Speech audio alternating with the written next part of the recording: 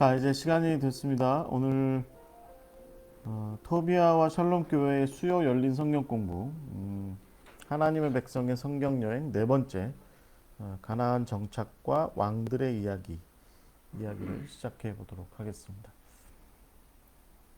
저희 그 강의장 옆에 취사시설이 있는데요. 지금 밥을 하고 있어요.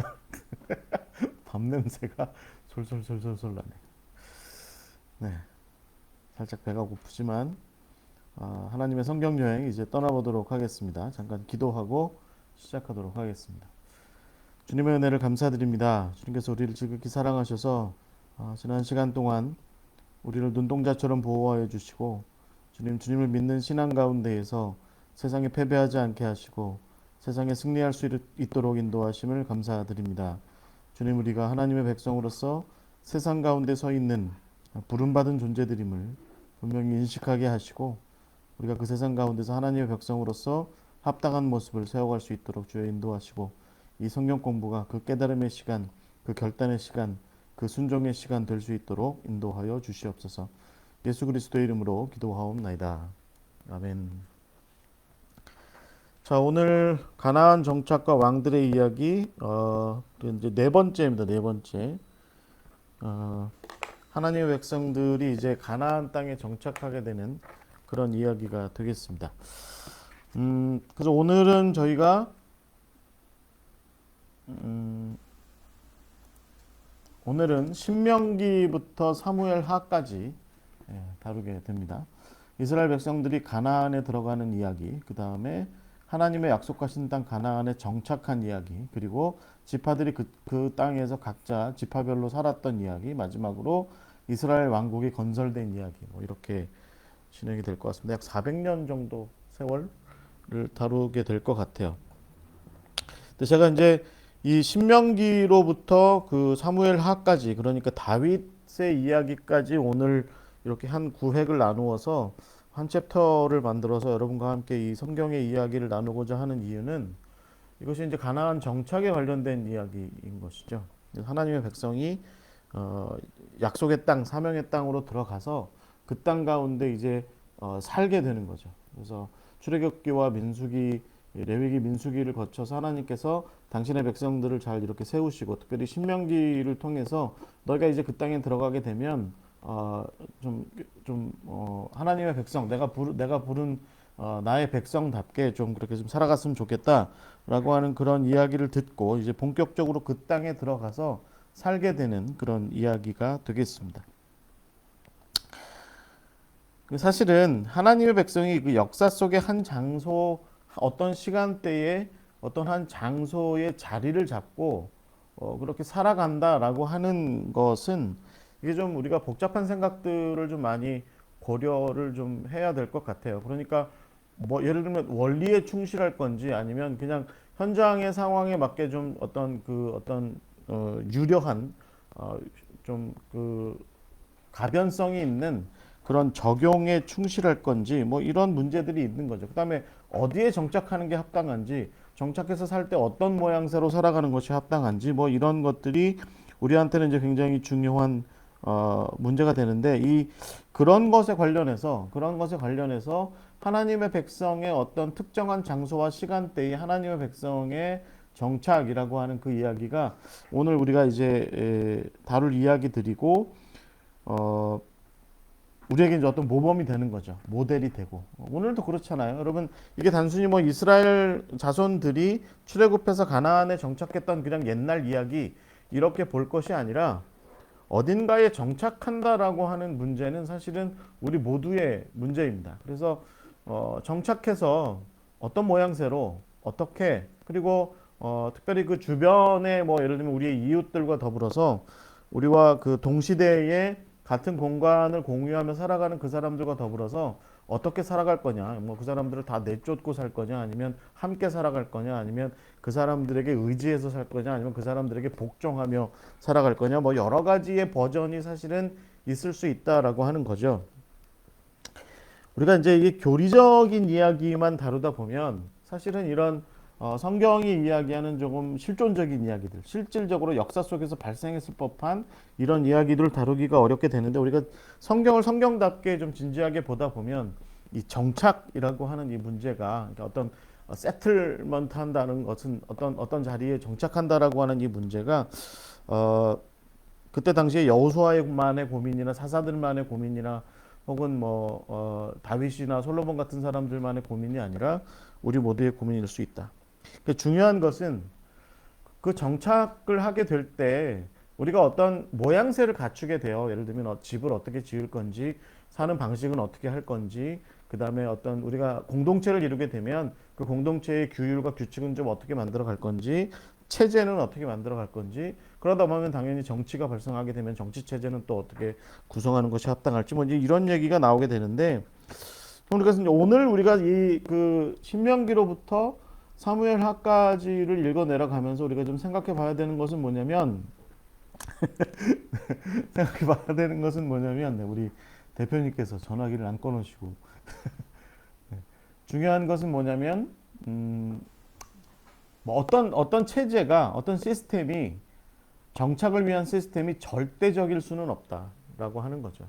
그러니까 시대가 지나고 세월이 흘러가다 보면 결국에는 다 무너질 수밖에 없고 또 부패할 수밖에 없고 문제가 발생할 수밖에 없고 허점이 들어갈 수밖에 없는 것이 사실은 인간이 만들어 놓은 체제고 어떤 시스템이라고 한다면 하나님의 백성이 세상 가운데 가나안이라고 하는 곳에 정착해서 구축한 그들만의 사회체제, 그들만의 시스템 뭐 이런 것도 결국에는 그들이 출애굽기로부터 신명기에 이르기까지 하나님께로부터 충분히 어떤 그 말씀을 듣고 가르침을 듣고 교훈도 얻고 깨달음도 얻고 해서 가나안에 가서 정착하고 살았지만 그럼에도 불구하고 그들이 시간과 역사와 공간의 한계 속에서 창조하고 만들어냈던 그 예를 들면 뭐 지파 공동체라든지 아니면 왕정 체제라든지 뭐 이런 것들이 결국에는 한계를 늘 갖고 있다. 그러니까 중요한 것은 한계를 인정하는 것이 중요한 것 같아요. 그래서 우리가 이제 앞으로도 그 구약 성경을 계속 읽어 내려가면서 우리가 얻어야 되는 귀한 교훈 중에 하나가 뭐냐면 슈브, 그러니까 돌이키는 거거든요.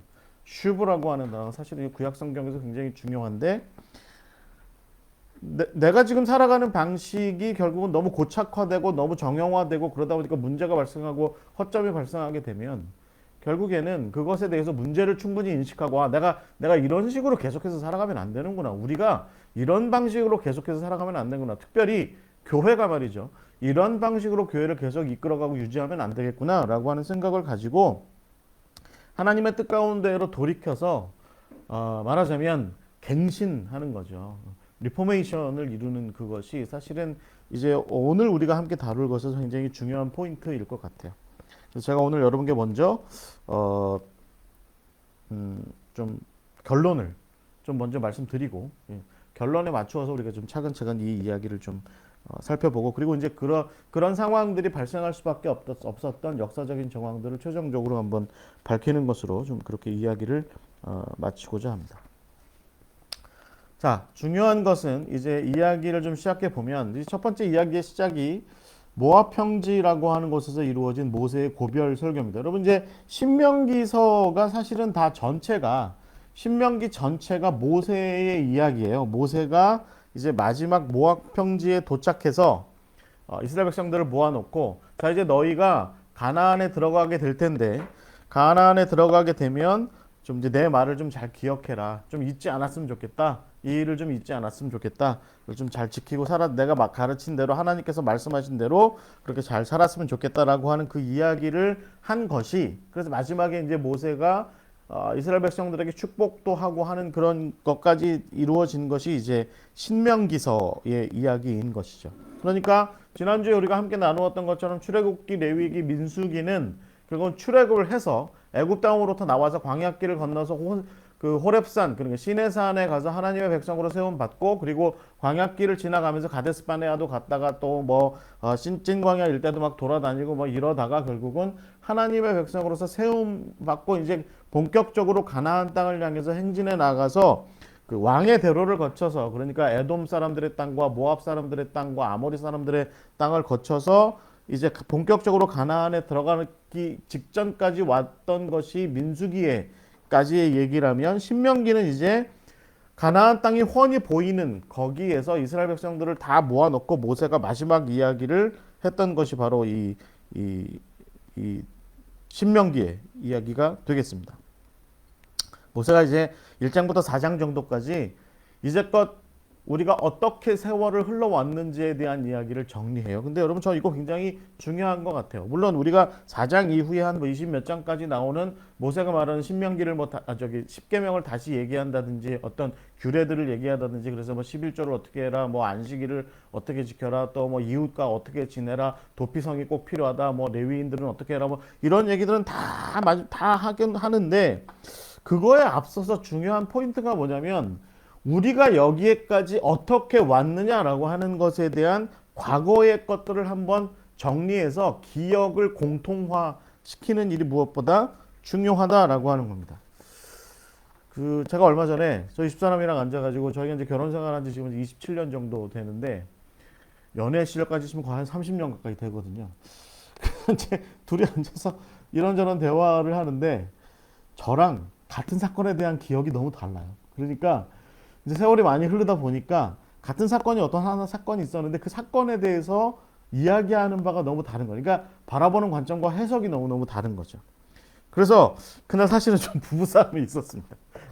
당신이 말이야 나한테 그때 이렇게 했어. 아니 나는 이렇게 한 건데 라고 이제 얘기하다 보니까 결국은 그날 또 사소한 말다툼이 이렇게 벌어지고 했는데 여러분 이게 공동체 생활을 한다라고 하는 것에서 정말 중요한 포인트가 한 가지가 뭐냐면 기억의 개인화가 굉장히 이제 우려되는 문제죠. 그러니까 모세는 그걸 잘 알고 있었던 사람이에요. 그래서 모세를 비롯한 이스라엘의 지도자들은 모압 평지에서 먼저 그들이 지난 40년의 세월 동안 출애굽한 이래로 40년의 세월 동안 어떻게 그 세월들을 보내왔는지 하나님께서 그들을 어떻게 이끄셨는지에 대한 기억을 잘 정리를 합니다. 그리고 나서 마지막으로 뭐라고 이 얘기를 하냐면 그래서 결론이 뭐냐면 지금 내 앞에 서 있는 너희들은 출애굽한 세대가 아니야 라고 얘기한 거죠. 무슨 말씀입니까? 예전에 가데스바네아에서 그들이 정탐꾼을 보냈을 때 그때 갈렙을 제외한 많은 다른 정탐꾼들이 우리는 거기에 들어가면 다 메뚜기 같은 존재라서 다 흩어지고 무너지고 말 거다 이렇게 얘기를 한 그것 덕분에 하나님께서 진노하셔서 출애굽한 세대는 그러니까 애굽 땅에서 최초로 유월절을 치루었던 그 세대는 가나안 땅에 들어가지 못할 것이다 라고 하는 그 얘기를 그 선언을 하시게 되고 그때 하나님께서 이렇게 말씀하시죠. 모세를 포함해서 무리바에서 모세조차도 좀 잘못을 했죠. 그래서 결국 하나님의 뜻은 분명해져서 모세를 포함한 모두가 다 가나안 땅으로 들어가지 못하게 될 것이고 신명기 1장 39절에 모세에 의해서 표현한 바대로 하자면 하나님은 이렇게 말씀하세요. 너희가 사로잡히리라 하던 너희의 아이들과 당시의 선악을 분별하지 못하던 너희 자녀들 그러니까 출애굽했을 때 그때쯤에 아주 어린 아이 아직 좌우를 분별하지 못하는 어린 아이들 그 세대는 다 가나안에 들어가게 될 거다. 이제 이렇게 얘기하게 되는 거죠. 그래서 이제 모세가 이 가나안을 앞두고 있는 이스라엘 백성들에게 뭐라고 이제 얘기를 하냐면 오늘부터 내가 천하 만민이 너를 무서워하며 너를 두려워하게 하리니 그들이 내 명성을 듣고 떨며 너로 말미암아 근심하리라 라고 이렇게 얘기하죠. 신명기 2장 25절에서. 그래서 이제 두려워하지 마라. 예전에 너의 조상들은 다 두려워했는데 너희들은 두려워하지 말고 담대하게 하나님께서 약속하신 땅 가나안으로 들어가라 라고 말씀하시면서 그러면서 이제 십계명을 비롯해서 여러 가지 규례들을 다시 이제 자세하게 가르치고 정리해주고 합니다. 그리고 나서 중요한 포인트가 뭐냐면 신명기 6장 4절에서 9절이에요. 그러니까 내가 너희들에게 지금부터 가르치는 이 모든 이야기들을 잘 들어라. 그래서 시작하는 얘기가 뭐냐면 쉐마 이스라엘, 이스라엘아 들으라 라고 얘기하는 거죠. 제가 신명기 6장 4절부터 9절을 읽어보면 이렇게 진행이 됩니다. 너희가 만약에 가나안 땅에 들어가게 되면 너희들은 내 말을 잘 들어라. 그래서 쉐마 이스라엘 우리 하나님 여호와는 오직 유일한 여호와시니 너는 마음을 다하고 뜻을 다하고 힘을 다하여 내 하나님 여호와를 사랑하라. 오늘 내가 내게 명하는 이 말씀을 너는 마음에 새기고 내 자녀에게 부지런히 가르치며 집에 앉았을 때에든지 길을 갈 때에든지 누워 있을 때에든지 일어날 때에든지 이 말씀을 강론할 것이며 너는 또 그것을 내 손목에 메어 기호로 삼고 내 미간에 붙여 표로 삼고 내 집 문설주와 바깥문에 기록할지니라. 이렇게 이야기합니다. 그러니까 가나안 땅, 하나님께서 약속하신 땅, 그 땅에 들어가서 정착해서 살아가게 되면 신명기 4장 6장 4절부터 9절까지 나온 쉐마 이스라엘에 들으라 라고 얘기하는 이 말씀을 늘 항상 기억하고 그 하나님께서 모세를 통해서 가르쳐 주신 그 율법과 규례를 항상 마음에 새기고 이마에도 새기고 집 앞에도 새기고 곳곳에서 새겨두고 그것을 늘 자녀들에게 가르치는 일에 최선을 다해야 한다. 이제 이렇게 이야기하고 그리고 나서 모세는 뭐라고 얘기하냐면 그들이 그 모든 계명을 잘 지키면 하나님께서 복을 주시고 그렇지 못할 때에는 하나님께서 징계와 벌을 내리실 거다라고 이렇게 이야기합니다. 이것이 신명기 9장 10절, 신명기 9장에 나와 있는 이야기입니다. 그래서 하나님께서 너희들이 그 계명을 잘 지키면 복을 줄 것이고 그렇지 않으면 너희들에게 징계와 벌을 내릴 것이다라고 이야기하는 것이 바로 핵심 포인트인 것이죠. 중요한 것은 이스라엘 모든 자손이 결국에는 지금 이 원리에 충실해야 된다는 거예요. 하나님께서 아브라함과 이삭과 야곱 그들의 조상들에게 약속으로 주신 사명으로 주신 그 땅에 들어가서 하나님께서 주신 세상을 향한 중보자의 어떤 제사장과 같은 그런 중보자의 역할을 거룩한 백성으로서 잘 지켜나가면서 그러면서 세상을 하나님께로 이끌어 드리는 그래서 그들이 바로 세상에게 하나님의 복이 임하게 되는 그런 어떤 복의 근원이 되는 그 사역을 감당하도록 하셨다라고 하는 것이 이 모세의 굉장히 중요한 핵심이고 이야기의 핵심이고 이스라엘 백성들은 이제 그것을 잘 새기고 가나안 땅에 들어가게 되는 겁니다. 그래서 신명기 거의 마지막 부분 그러니까 신명기 30장 19절에서 20절 말씀에 보면 모세가 이렇게 다시 한번 얘기하죠. 하나님의 말씀을 대언하면서 이렇게 얘기합니다. 내가 오늘 하늘과 땅을 불러서 너희에게 증거를 삼노라. 내가 생명과 사망과 복과 저주를 내 앞에 두었은즉 너와 내 자손이 살기 위하여 생명을 택하고 내 하나님 여호와를 사랑하고 그의 말씀을 청종하며 또 그를 의지하라. 그는 내 생명이시요 내 장수이시니 여호와께서 내 조상 아브라함과 이삭과 야곱에게 주리라고 맹세하신 땅에 내가 거주하리라. 네. 하나님께서 약속하신 그 땅에서 하나님의 백성으로서 하나님의 소유된 백성으로서 거룩한 백성으로서 그리고 무엇보다 세상을 하나님께로 잘 이끌기 위한 제사장의 사명을 감당하는 백성으로서 잘 살아가기 위해서는 하나님의 계명을 잘 지키는 일이 하나님께서 말씀하신 그 십계명을 비롯하여서 말씀하신 그 모든 계명들을 잘 지켜나가는 것이 무엇보다 중요하다. 그래서 그것을 잘 지키면 너희가 거기서 복이 되고 복의 근원이 될 것이지만 잘 지키지 못하면 징계와 벌을 받을 것이다. 그래서 이후에 가나안 땅에서의 삶이라고 하는 것은 바로 이제 두 가지의 측면이죠. 순종하면 복을 받고 불순종하면 벌을 받게 될 것이다. 그래서 더 중요한 건 뭐예요? 불순종해서 벌을 받게 되거든 돌이켜라. 돌이켜라. 이것이 이제 무엇보다 중요한 포인트다라는 것입니다. 그래서 정착을 이제 이 말씀을 가지고 모세의 이 가르침을 가지고 이스라엘 백성들이 이제 정착을 이제 시작하게 됩니다. 여호수아의 이야기는 결국은 이스라엘 백성들이 어떻게 가나안 땅에 들어가게 되는지에 대한 그 이야기를 잘 다루고 있습니다. 이 여호수아서가요, 이것이 굉장히 중요한 포인트입니다. 건너가서 정복하고 차지하여 나누라라고 하는 것이 여호수아서의 굉장히 중요한 핵심 포인트인데, 먼저는 이제 건너가는 일이 굉장히 중요해요. 우리 찬송가에도 나와 있는 것처럼 창파에 배를 띄워서 건너가라 이렇게 말씀하시는 그 하나님의 말씀을 듣고 우리도 역시 사명의 땅으로 건너가는 것이 중요하다는 거죠. 우리는 늘 모세 옆에 앉아서 느보산에 앉아가지고 남들 건너가는 것만 다 이렇게 쳐다보고 나도 건너가야 되는데 이런 생각 많이 하게 되는데, 사실은 가장 중요한 건 뭐냐면 내가 내 스스로 요단강을 건너가는 것이 중요합니다. 세속에서는 요단강 건너가는 거 죽음의 길이라고 얘기하지만 우리 하나님을 믿는 백성들은 여러분 그 아브라함이 이브리인의 어떤 조상이라고 히브리인의 조상이라고 얘기할 때 그 히브리라고 하는 것이 사실은 앞비루라고 하는 표현도 있지만 이브리라고 하는 표현으로부터도 온 거죠. 그러니까 이 메소포타미아 쪽에서 온 언어에 의하면 이브리인데 이브리라고 하는 말은 건넌 사람들이라고 하는 뜻입니다. 건넌 사람들. 강을 건넌 사람들. 그러니까 아브라함도 이삭도 야곱도 다 메소포타미아로부터 하란으로부터 요단강을 건너서 가나안에 정착한 사람들이고요.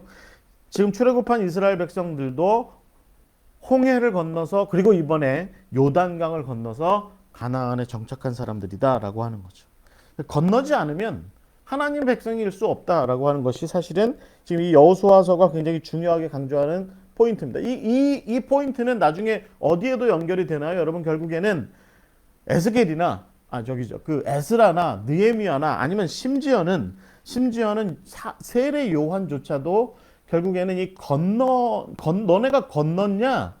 건너는 게 중요하다라고 하는 걸 강조하죠. 오늘날 기독교가 세례를 강조하는, 물러주는 세례를 강조하는 것도 요단강을 건너가는 것에 대한 어떤 상징적인 행위라고 한다면 결국은 이 아브라함 이래로 하나님의 백성, 하나님을 믿는 아브라함의 자손, 하나님의 백성들에게 공통점을 찾으라면 그들이 바로 다 히브리인이라는 거예요. 히브리가 무슨 뜻이라고요? 건넌 사람들이라고 하는 거죠.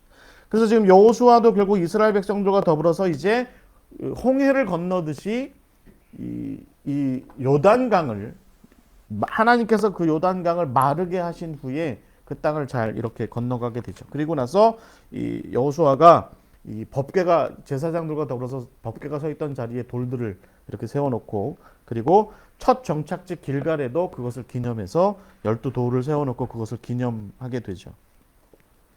이 나중에 이 12돌을 세웠던 것에 대해서 고고학자들이 이 돌을 혹시 찾을 수 있지 않겠냐 하는 증거를 발견하기 위해서 부단히 많이 애를 썼다고 합니다. 실질적으로.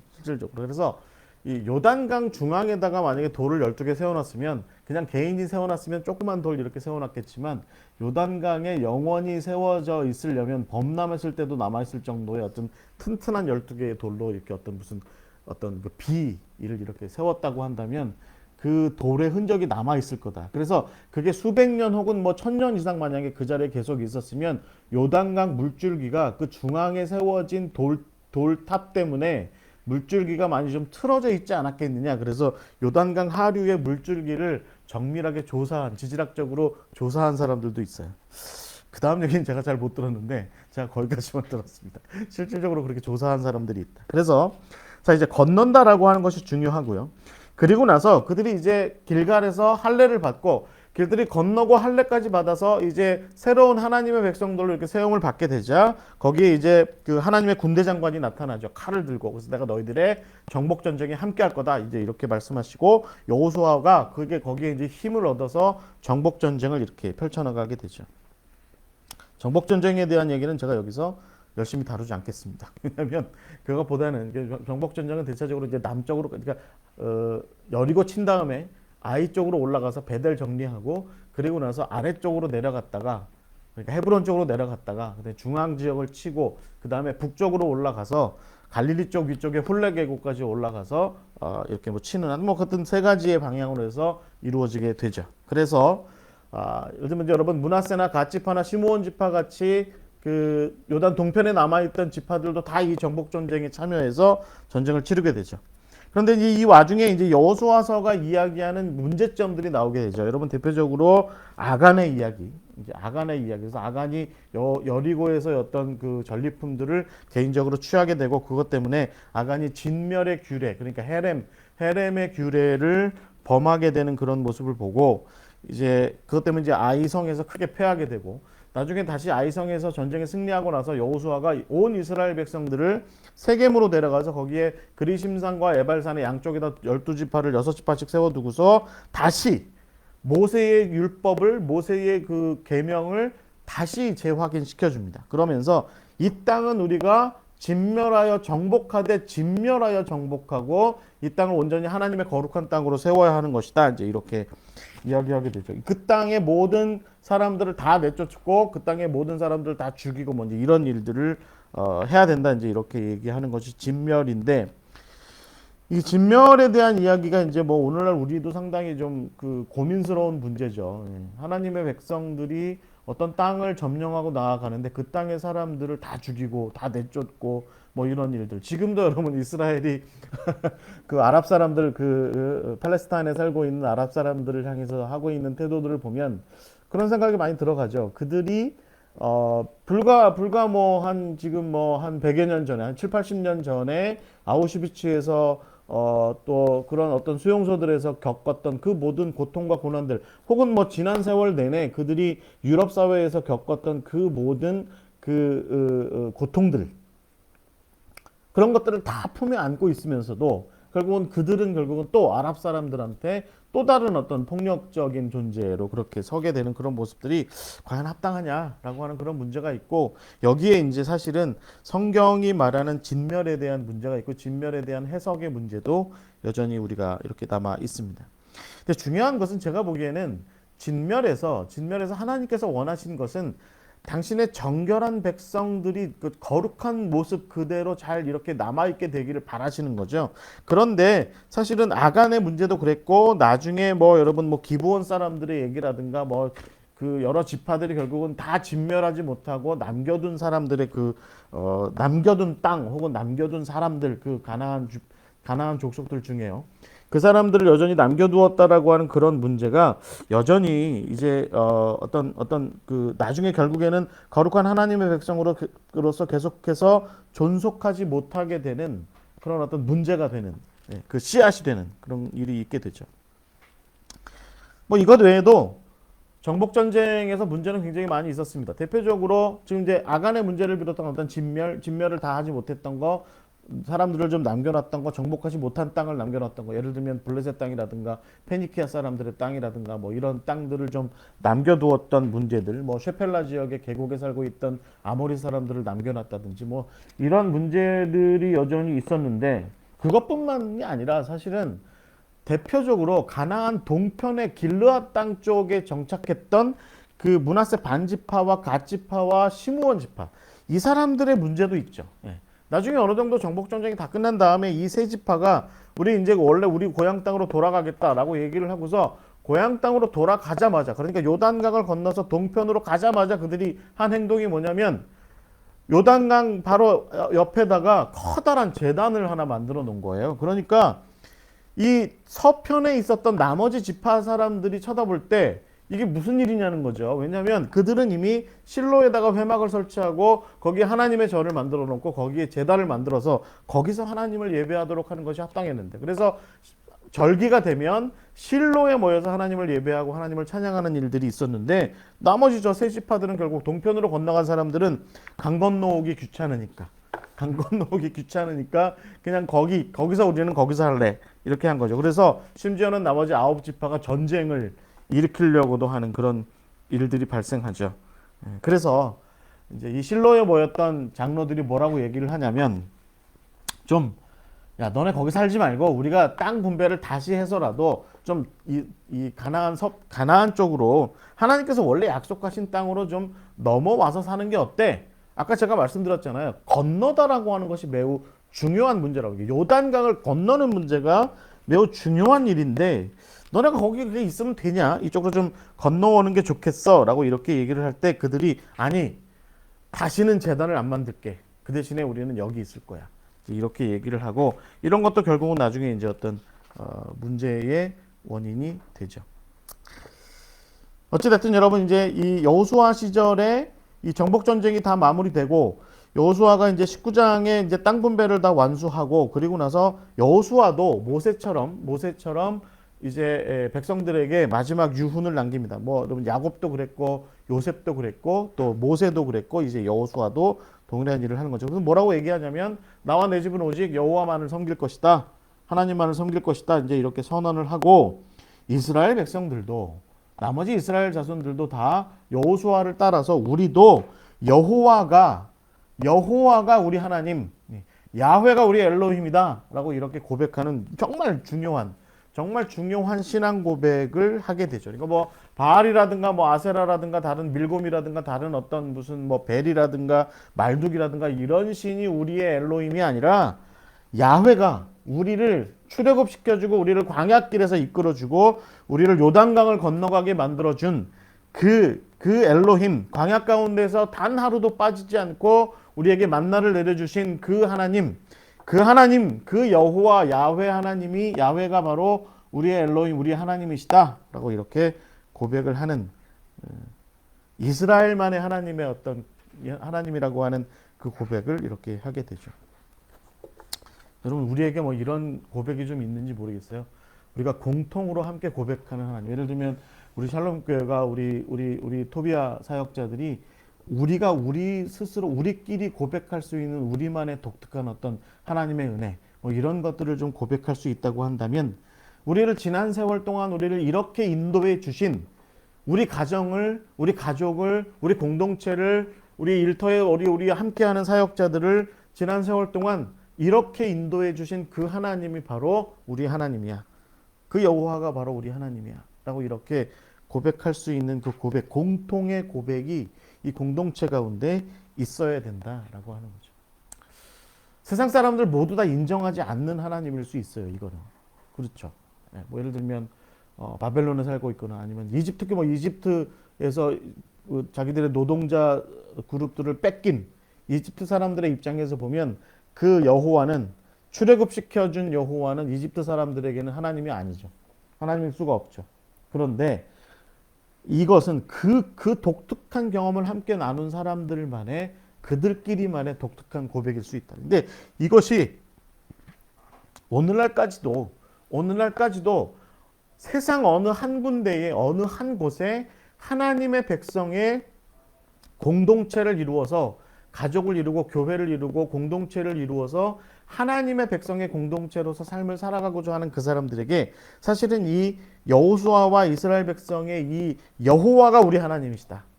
출애굽시켜 주신 여호와가 우리 하나님이시다라고 하는 이 고백이 무엇보다 중요한 공동의 고백이고 우리도 역시 이런 식의 공동의 고백이 있어야 한다라고 얘기하는 겁니다. 여러분 한번 생각해 보십시오. 여러분 교회의 장로님들과 여러분 교회의 권사님들과 여러분 교회의 어떤 집사님들과 여러분 교회의 평신도들과 여러분 교회의 동일한 어떤 함께 사역을 하는 사역자들과 더불어 앉아서 당신이 경험한 하나님과 내가 경험한 하나님이 동일한 하나님이에요 라고 이렇게 고백을 할 수 있나요? 우리는 그런 고백을 서로 나누고 있나요? 이스라엘 백성은 지금 그거를 하고 있는 것이죠. 이제 이스라엘 백성들이 가나안에 정착해서 본격적으로 삶을 살아가기 시작합니다. 각자가 이제 지파별로 분배된 그 땅에서 살게 되죠. 중요한 건 포인트가 뭐죠? 레위 지파는 별도의 영역이 구분되지 않았죠. 레위 지파는 각 지파별로 레위 지파에게 할당된 땅과 성읍이 있었고 거기에서 각 지파 사람들에게 종교적인 업무를 감당해 주면서 거기서 살았고 그 각각의 지역의 도피성들도 있었고 뭐 이런 식으로 돼 있었죠. 중요한 것은 사사기가 이렇게 이제 시작이 되면서 사사기가 무엇부터 얘기하냐면 이스라엘 자손들의 각 지파들이 각자에게 어떤 영역으로 이제 제비뽑기를 해서 이제 얻게 된 그 영역별 땅들을 차근차근 지파별로 이제 정복을 완수하는 과정들을 얘기해요. 그리고 나서 뭐라고 얘기하냐면 각 지파별로 그런데 그 땅에 사람들을 남겨두었다. 이제 이런 표현들을 하죠. 예를 들면 사사기 1장 19절에 보시면 유다 지파는 쉐펠라 골짜기에 있던 가나안인들, 아모리 사람들이 대부분이었던 그 가나안인들을 그대로 두었다. 베냐민 족속은 예루살렘에 거주하는 여부수족을 내몰지 못했다. 요셉 가문 그러니까 에브라임 지파와 므낫세 지파 반지파 이쪽 서쪽으로 온 므낫세 반지파는 베델을 점령할 때 그 중에 일가족 하나를 좀 살려주어서 그 여리고에서 라합의 가족들에게 그렇게 했던 것처럼 그 한 가족을 살려주어서 그들이 햇사람들 땅에 가서 살면서 거기서 루스라는 성을 따로 만들게 했다. 뭐 므낫세 지파는 벳산과 다아낙과 돌과 이블로함과 무깃도의 주민들을 살려주었고 에브라임 지파는 게셀을 그대로 두었고 스불론은 기드론과 나할롤 주민을 살려두었고 아셀 지파는 대체적으로 페니키아 사람들이 있는 곳이에요. 그러니까 악고와 시돈과 알랍과 악십과 헬바와 아빅과 르홉을 그대로 두었고 납달리는 베세메스와 벳아낫을 그대로 두었고 단지파는 쉐펠라의 계곡에 있던 사람들이 무서워서 원래 그들에게 주어진 땅이 그 쉐펠라 땅인데 쉐펠라 땅으로 내려오지 못하고 두려워서 유다 지파와 뒤섞여서 산 위에서 유다 산지 위에서 그냥 계속 이렇게 살았다. 네. 이렇게 되어 있습니다. 그래서 사사기 2장에 보시면 복임이라고 하는 것으로부터 한 여호와의 선지자가 이렇게 외칩니다. 내가 그들, 그러니까 남겨둔 그 백성들을 너희 앞에 쫓아내지 아니할 것이다. 그들이 너희 옆구리에 가시가 될 것이고 그들의 신들이 너희에게 올무가 될 것이다. 라고 이렇게 얘기합니다. 흥미로운 얘기죠. 이게 하나님의 뜻이었다는 거예요. 그러니까 이제 성경은 나중에 역사를 되짚어 보니 이게 다 하나님의 뜻이었다. 이제 이렇게 얘기하는 건데, 어찌됐든 12지파들은 대체적으로 그 땅에 주민들을 다 내몰지 못하고 남겨두었고, 그 사람들을 자기들에게 어떤 그 종으로 삼아요. 그러니까 자기들의 허드렛 일을 하게 하는 기브온 사람들처럼 그런 일들을 하게 만들죠. 그러면서 이제 각 지파별로 살면서 대체적으로 그 사람들 또 이 어떤 그 주변 나라들의 침략 때문에 힘든 세월들을 보낸다라고 하는 것이 사사기의 이야기입니다. 근데 그때 사사들이 나타나게 되는 거죠. 그런데 이제 어떤 분들이 이 사사가 마치 이스라엘의 왕처럼 어떤 일들을 했다는지 이렇게 보시는데 그건 잘못된 생각입니다. 사사는요, 굉장히 지역적이고 시간적으로도 굉장히 제한된 채로, 그리고 그 사사의 임무를 자식들이나 후손들한테 이렇게 대를 물리지도 않고, 자식들은 좀 해요. 자식들은 예를 들어서 뭐 기드온의 70명의 아들들이 나귀를 타고 다니면서 전국을 다니면서 전 지파를 다니면서 이스라엘을 뭐 평안하게 했다, 뭐 이런 얘기도 있는데, 어찌됐든 중요한 건 사사들은 일시적인 경우가 많다는 거죠. 그러니까 템포러리하게 세움받은 하나님의 어떤 일꾼이었습니다. 그래서 어떤 평소에는 이렇게 그 재판도 해주고 뭐 이제 어떤 판결도 해주고 그런 일을 하다가 전쟁이 터지면 군인들을 소집해서 기드온처럼 뭐 300명 이렇게 뭐 군인들을 소집해서 쳐들어온 대적들 혹은 뭐 그들을 괴롭히는 대적들을 상대로 싸우고 했던 사람들이 사사였지만, 이것은 영구적이고 항구적인 시스템이 아닙니다. 그냥 어떤 한 사람이 하나님의 부르심에 따라서 세움을 받고 백성들의 지지를 받고 평소에는 재판을 하다가 드보라처럼 재판을 뭐 어떤 상수리 나무 같은 데 아래 앉아가지고 어떤 영험한 나무 밑에 앉아가지고 재판을 해주고 뭐 지혜로운 가르침을 해주고 뭐 이러다가 전쟁이 터지면 전투를 하고 뭐 이제 이런 사람들이 이 사사들이었죠. 이 와중에 주변 나라들은 점점 왕권을 중심으로 한 나라로 발전하거든요. 주변 나라들은 이미 이제 뭐 왕이 존재하는 나라들도 이미 있었고, 그래서 이 이스라엘 자손들이 주변 나라의 정치 체제들을 잘 모르지 않았을 거예요. 그래서 특별히 그들을 괴롭히는 나라들, 뭐 아말렉이라든가 뭐 미디안이라든가 아몰이라든가 이런 민족들이, 이런 주변의 민족들과 나라들이 대체적으로 모압이라든가 암몬조차도 그들하고 비슷한 수준이었지만 왕의 체제를 가지고 있었다. 뭐 이후에 훨씬 발달된 왕권 체제보다는 좀 덜하지만, 그래서 왕이라기보다는 제가 생각하기에는 추장 쪽에 훨씬 가까운, 추장 쪽에 훨씬 가까운 그런 존재였긴 했겠지만, 그렇지만 왕이라고 불릴 정도로의 어떤 절대적인 권력을 가지고서, 권한을 가지고서 어떤 군대를 이렇게 만들고 말이죠. 군대를 동원해 가지고 전쟁을 일으키고 남의 나라를 침략하고 자기 나라를 보호하기도 하는 상비군도 두기도 하고 말이죠. 그런 일들을 하는 나라들이 주변에 이렇게 자꾸 생기니까 이스라엘 입장에서도 그냥 느슨한 형태의 지파 공동체를 이루어서 각 지파별로 하나님께서 분배해 주신 그 땅에서 그냥 그렇게 저렇게 그냥 지파별로 알아서, 레위 지파랑 함께 알아서 그렇게 살아가는 그런 일들이 사실은 굉장히 안전하지 못한, 좀 불안한 그런 상황들을 계속 이어가게 되거든요. 그러니까 단기적인 어떤 사사들의 리더십만으로는 해결할 수 없는 그런 어떤 민족 전체가 겪을 수밖에 없는 그런 불안한 상태가 사실은 계속해서 이렇게 이어지게 되는 거죠. 그래서 여러분, 결국은 이 임시 변통의 리더십들 사이사이에서 이스라엘의 하나님에 대한 어떤 불순종과 그로 인한 불행한 일들이 정말 가라지처럼 불쑥불쑥 이렇게 솟아오르게 된 것입니다.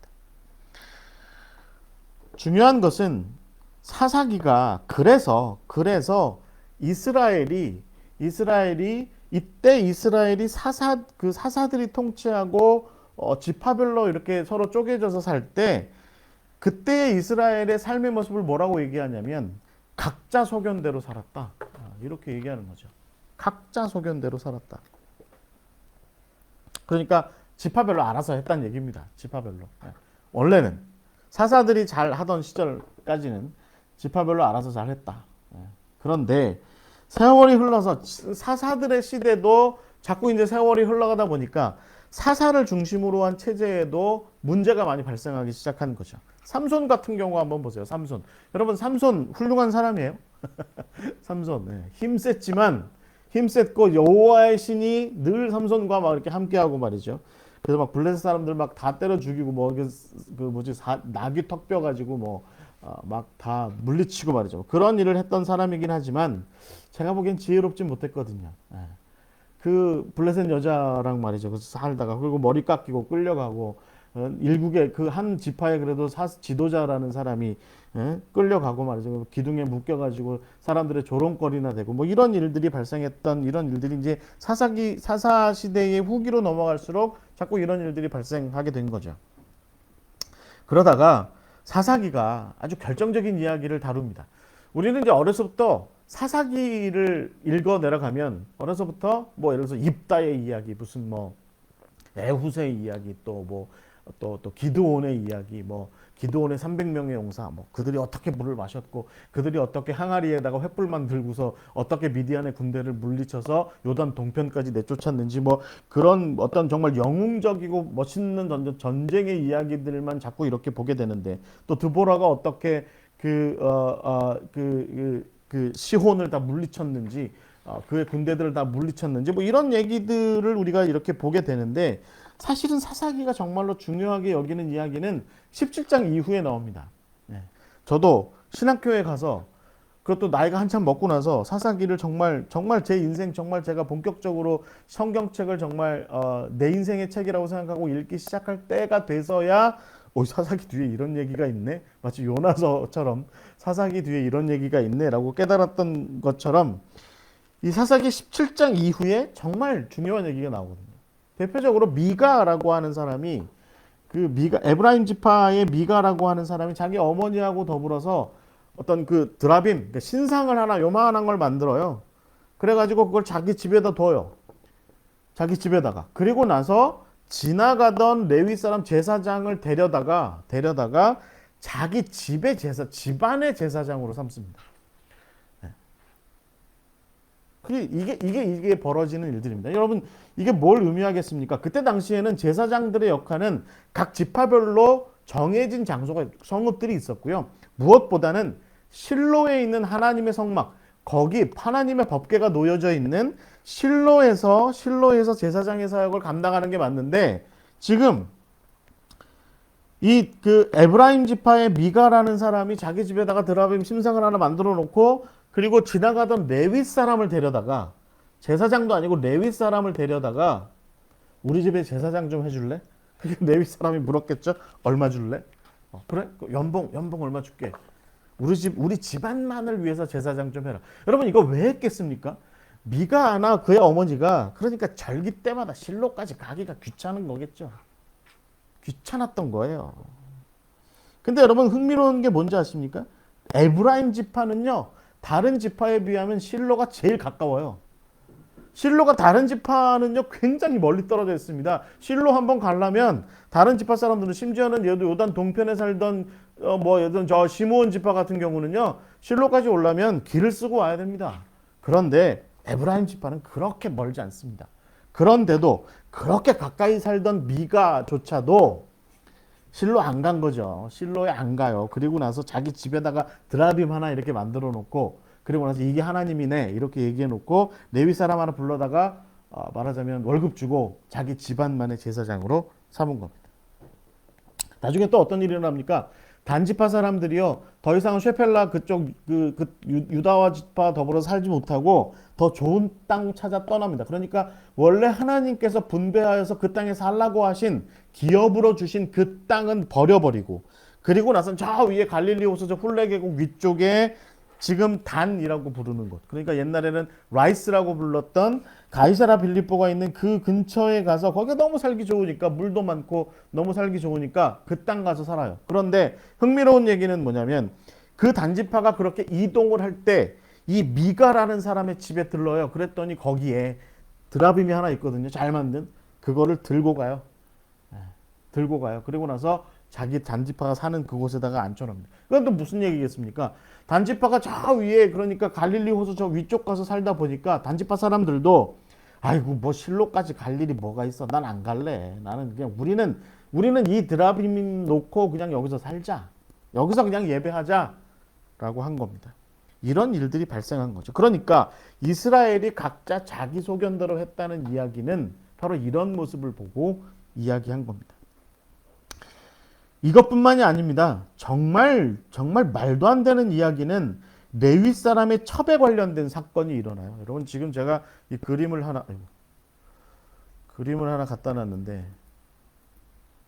지금 여기 보시면 이게 레위 사람의 첩입니다. 이게 레위 사람이겠죠. 레위 사람이 깜짝 놀라고 있죠. 네, 깜짝 놀라. 아마 이게 집주인이 모양인데 이 집주인은 아이고 어쩌나 뭐 이러고 있고, 그다음에 이제 이 옆에 그 문 바로 앞에 이 레위 사람의 첩은 이렇게 죽어 있는 겁니다. 이게 무슨 일입니까? 레위 사람이 여행을 하고 있었는데 베냐민 지파의 땅에 들어갔는데 그 어떤 사람의 집에 들어갔어요. 그랬더니 거기서 이제 하룻밤 유숙을 하게 됐는데 그 동네 깡패들이 와가지고 야 너네 집에 손님들이 왔다며 좀 우리한테 좀 넘겨봐, 우리가 좀 데리고 놀게, 뭐 이렇게 얘기하니까 이 집주인이 처음에는 우리 딸들을 좀 데려가면 어떠냐, 이제 이렇게 손님한테 그렇게 할 수 없으니까 그렇게 얘기했더니 레위 사람이 어떻게 행동하냐면 자기 첩, 그것도 자기 싫다고 도망갔던 여자예요. 자기 싫다고 도망갔던 여자 굳이 가가지고 다시 데리고 오는 길에 그 여자를 동네 깡패들한테 내어줍니다. 그랬더니 동네 깡패들은 밤새도록 그 여자를 희롱하고 죽도록 패고, 그리고 나서 그 여자를 문 앞에다 버려놔서 이 여자가 문고리를 붙잡고 죽었어요. 문고리를. 그랬더니 이 레위인이 어떻게 하냐면 문고리를 죽은 여자를 쳐다보고 화들짝 놀라고 나서 이 못된 베냐민 사람들 하고서 그 여자, 자기 부인이잖아요. 자기 부인 장례치를 생각은 안 하고 자기 때문에 그렇게 된 건데 그 여자의 시신을 12조각으로 쪼개서 12지파한테 보내버린 다음에 12지파를 격동시킵니다. 베냐민 지파가 내 부인한테 이렇게 했다.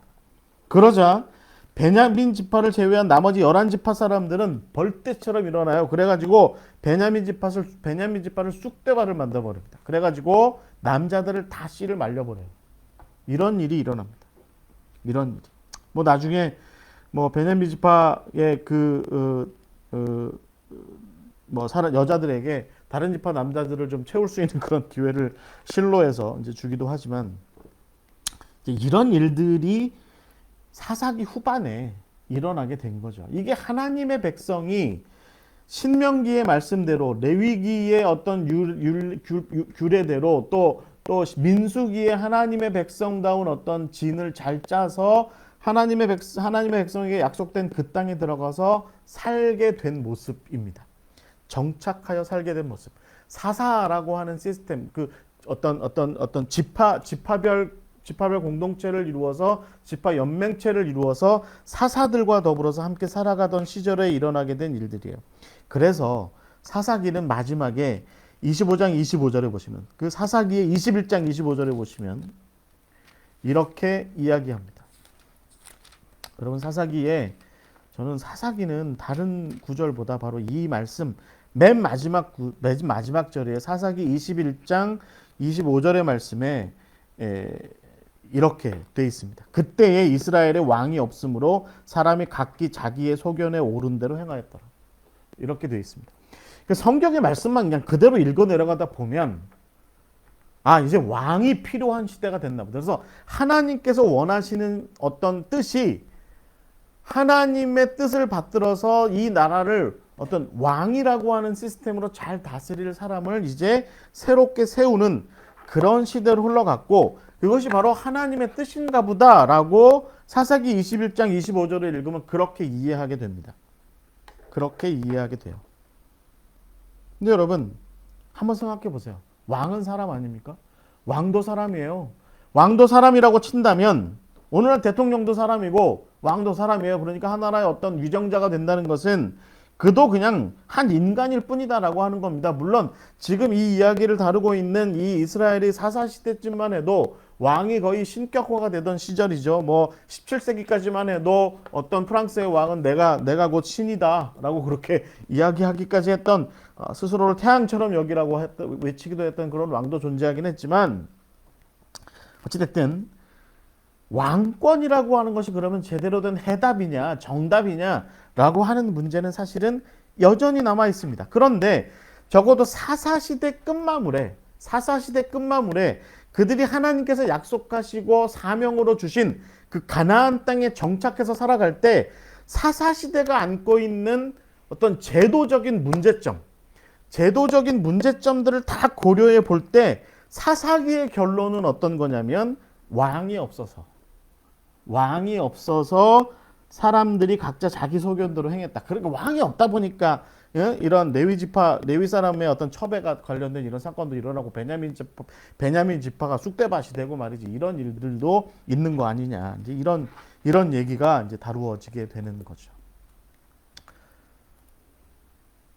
그리고 나서 이제 우리가 사무엘의 이야기로 넘어가게 되죠. 사무엘의 이야기. 여러분, 이 사무엘의 이야기를 다루기에 앞서 우리가 두 가지의 이야기를 좀 한번 생각을 해봐야 돼요. 첫 번째는 뭐냐면 룻기입니다. 룻기에 나와 있는 엘리멜렉이라고 하는 이 집안 사람들의 행동이에요. 그러니까 나오미의 남편이죠. 엘리멜렉. 그 엘리멜렉이 아들 둘과 부인 나오미와 더불어서 원래 그들이 기업으로 받은 땅, 그러니까 약속으로 받은 땅, 사명으로 받은 땅, 베들레헴의 땅을 버리고 유다 지파 사람으로서 베들레헴의 땅을 버리고 모압 땅으로 건너가요. 거기에서 내려와서 엔게디를 건너서 사해를 넘어가서 모압 땅, 아르논 골짜기를 지나서 모압 땅으로 가서 거기 가서 살아요. 거기는 얼마나 더 살기 좋았을지 모르겠는데 거기 가서 살면서 이 엘리멜렉의 두 아들은 모압의 여인들을 자기 아내로 취합니다. 그리고 나중에 우리가 잘 아는 것처럼 나오미가 돌아올 때 룻이 따라오죠. 그 며느리 중에 한 사람. 그리고 나서 이 룻이 나중에 이 유다 지파의 베들레헴의 유력자였던 보아스와 결혼하게 되고, 그들 사이에서 나온 자손이 누굽니까? 이세고 다윗이고, 그리고 우리가 성경에 알고 있는 예수님이죠. 흥미로운 이야기입니다. 이제 이런 얘기가 결국은 우리가 룻이라는 여인 자체가 얼마나 이방인 여인임에도 불구하고 신실한 여인이었나, 뭐 이런 얘기는 차치하고라도 이 엘리멜렉 같은 사람들의 얘기가 있었다는 거예요. 그러니까 기업으로, 약속으로, 사명으로 받은 땅 내던지고 그냥 어디 가서 딴 데 가서 살기를 그냥 아주 밥 먹듯이 했던 그런 사람들이, 그 단지파 같은 사람들이 이미 이제 이 사사시대 끝마무리에는 넘쳐났다는 겁니다. 또 하나의 얘기는 누구냐면 한나의 얘기입니다. 사무엘서로 넘어와서 나오는 그 한나. 여러분, 이 한나라는 사람의, 이 여인의 이름의 뜻이 뭡니까? 은혜라는 뜻입니다. 은혜 받다, 뭐 이런 뜻이에요. 그러니까 하나님의 은혜를 받은 여인인데, 한나는 원래 그런데 하나님의 은혜가 없었던 여인이죠. 이 여인은 자식이 없었어요. 자식이 없었어요. 그래서 맨날 눈물 콧물로 세월을 보냈던 여인이었습니다. 그런데 우리가 잘 알고 있는 것처럼 나중에 하나님께서 이 여인에게 축복하셔서 사무엘을 주시죠. 여러분, 이 한나가 자식이 없었다라고 하는 이 이야기가 무엇을 의미하겠습니까? 여러분, 제가 창세기로부터 우리가 주의 깊게 봐야 될 한 가지 포인트가 뭐라고 말씀드렸습니까? 하나님께서 당신의 백성들에게 주신 사명의 정말 중요한 포인트는 뭐냐면 생육하고 번성하는 겁니다.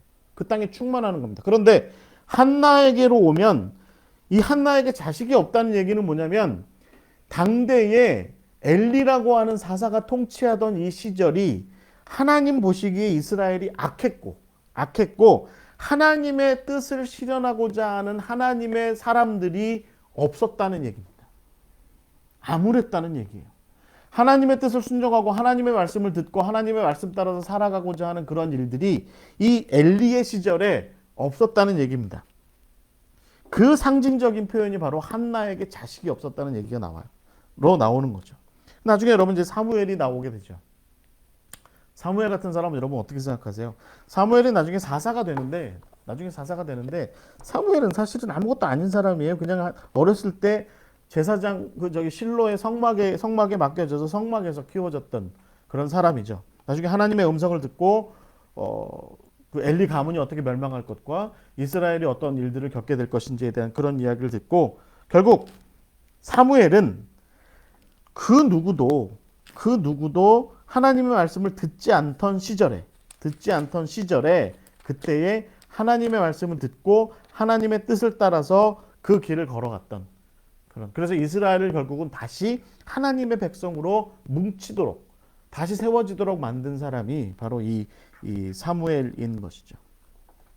여러분, 제가 이 부분에서 좀 여러분과 함께 읽고 싶은 성경 구절이 어디냐면 사무엘서 3장 1절에서 4절이에요. 여기 보시면 이렇게 되어 있습니다. 사무엘서 3장 1절에서 4절에 보시면 아이 사무엘이 엘리 앞에서 여호와를 섬길 때에는 여호와의 말씀이 희귀하여 이상이 흔히 보이지 않았더라. 2절에 보시면 엘리의 눈이 점점 어두워 가서 잘 보지 못하는 그때에 그가 자기 처소에 누웠고 그리고 하나님의 등불은 아직 꺼져 있지 않았고 사무엘은 하나님의 궤가 있는 여호와의 전 안에 누웠다.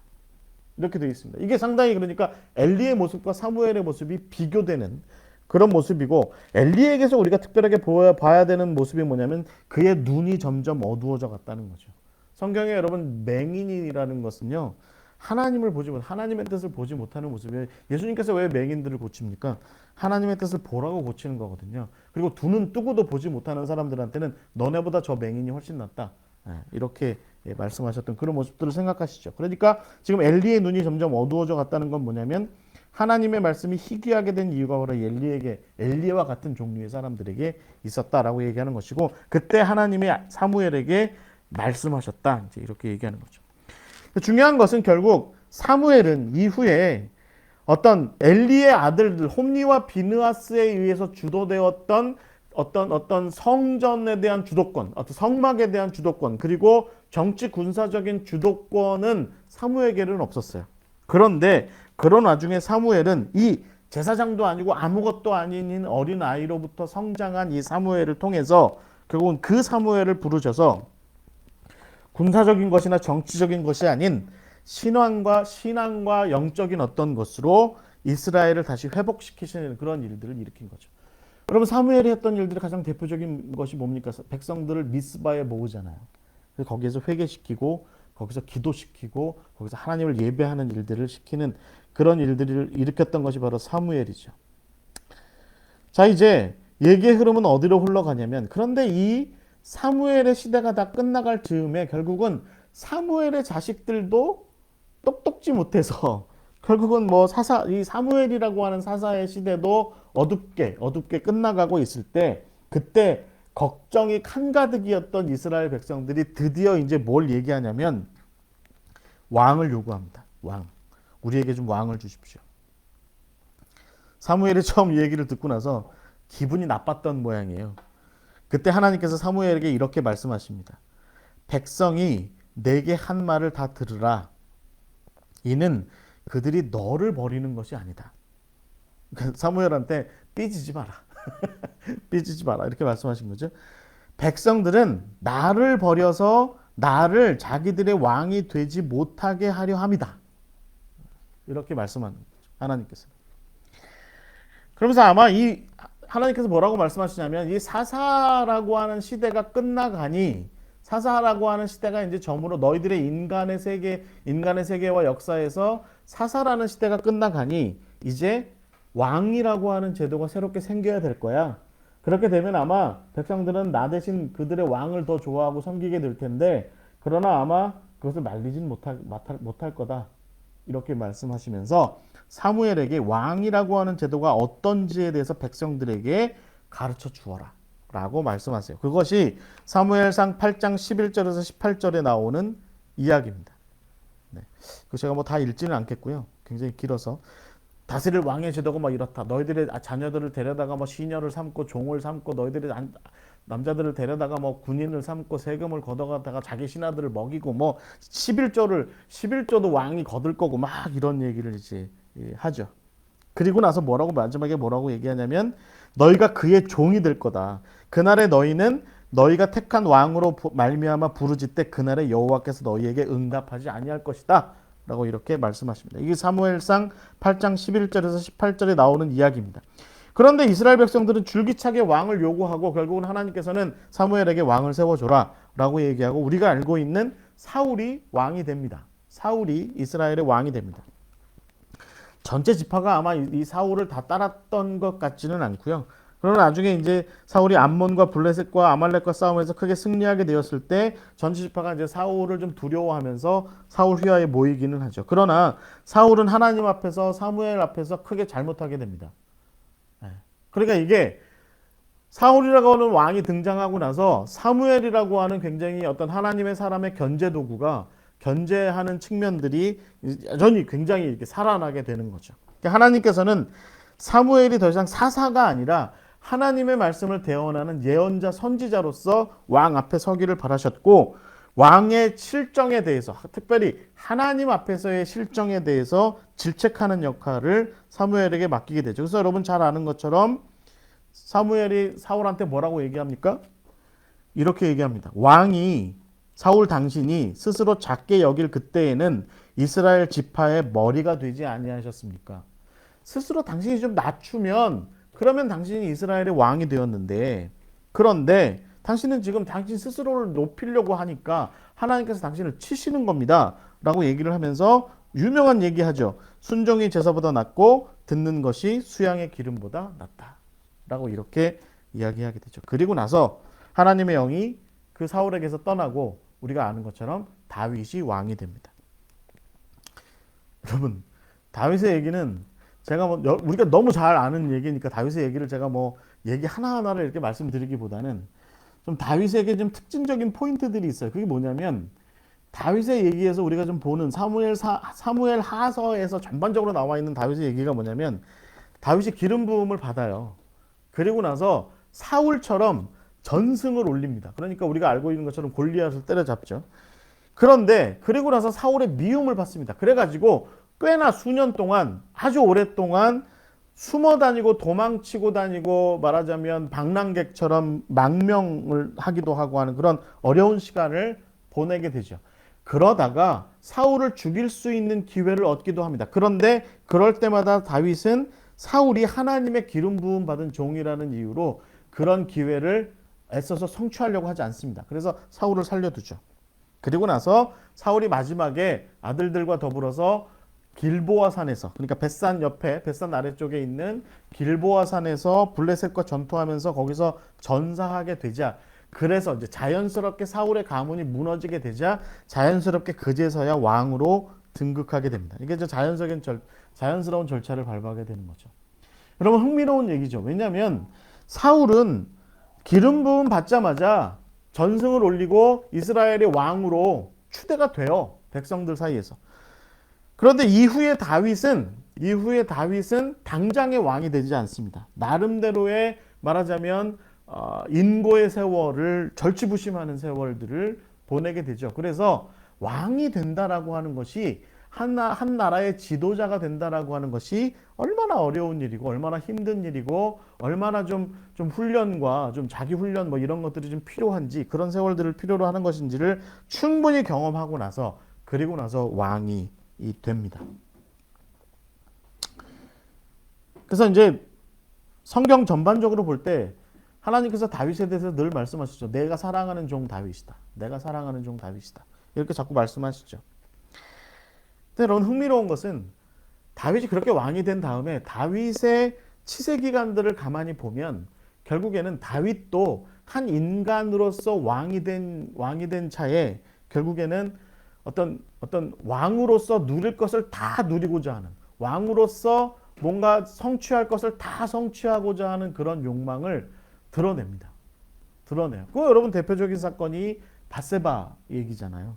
그리고 또 나중에 나이 먹어서는 자기 어떤 그 동원할 수 있는 군대를 그러니까 나라의 규모를 한번 이렇게 따져보고 말이죠. 그런 일들을 하게 되죠. 근데 다윗은 그러나 훌륭한 왕이었습니다. 왜냐하면 다윗은 결국은 그렇게 스스로 정말 왕이고자 하는 그런 세월들을 보내는 내내 그러나 하나님께서 만약에 질책하시고 징계하시고 벌을 내리시고 하면 슈브 늘 돌이켜서 회개하는 일을 잊지 않았던 사람이 바로 이 다윗이었거든요. 그러니까 다윗 옆에는 가만히 보시면 여러분 나단이나 갓 같은 사람들이 있었어요. 그런 선지자들이 서가지고 항상 다윗한테 좀 똑바로 해. 당신 그게 뭐야? 막 이렇게 이야기를 합니다. 그러면 다윗은 성경의 표현대로 하자면 침상이 썩도록 회개 기도를 하는 그런 어떤 겸손한 모습을 하나님 앞에서 그런 겸손한 모습을 보이게 되죠.